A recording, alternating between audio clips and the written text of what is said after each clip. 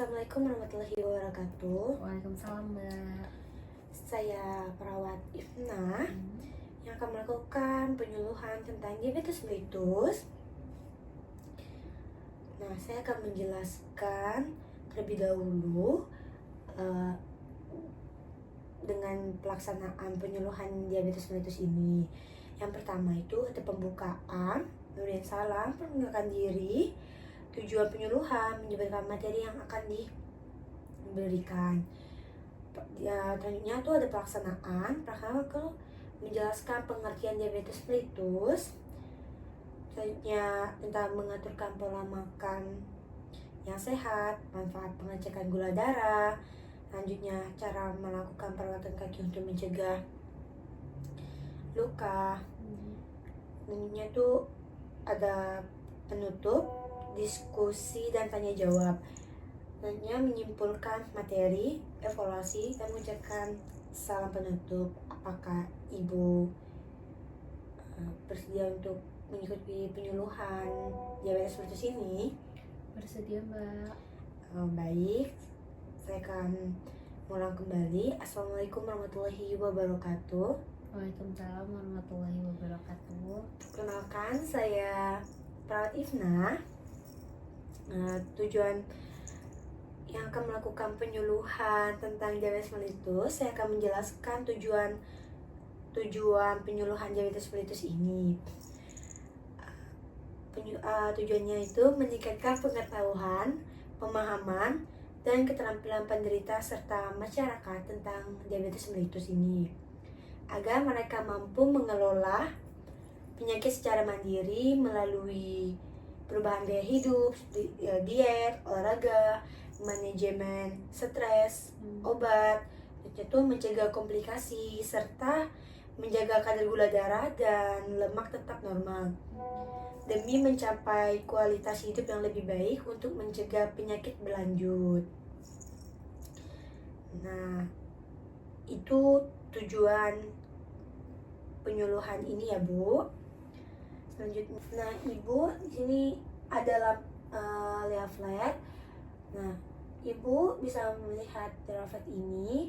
Apa itu diabetes mellitus? Diabetes mellitus merupakan salah satu gangguan pengaturan metabolisme tubuh yang ditandai dengan terdapatnya kenaikan kadar gula darah yang berlangsung dalam kurun waktu tertentu.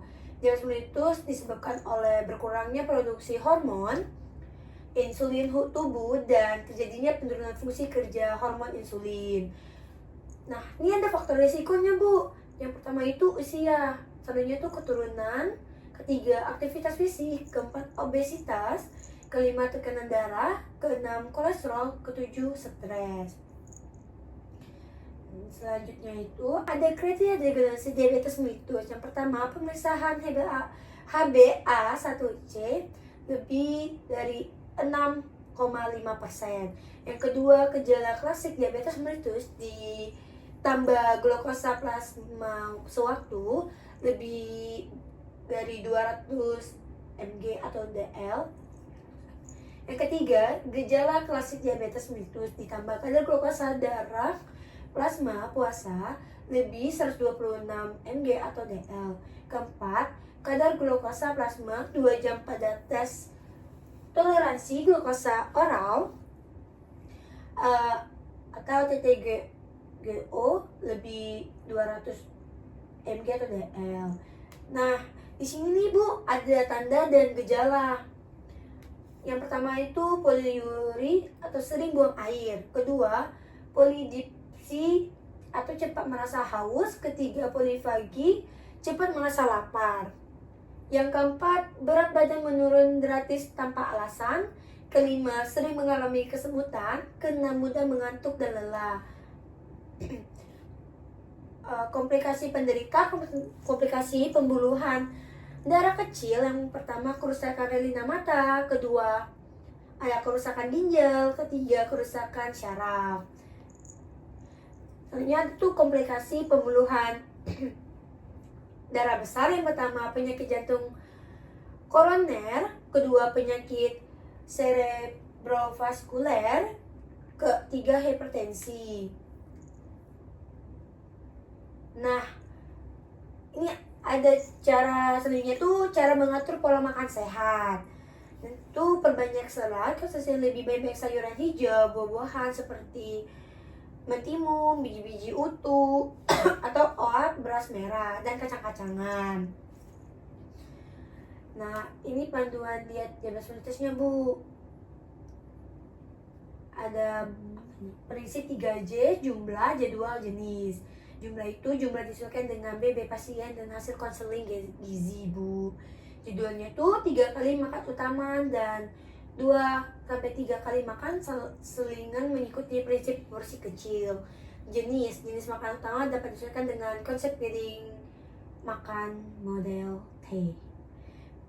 Nah, sini ibu bisa lihat sendiri panduan piringan makannya. Ibu bisa melihatnya.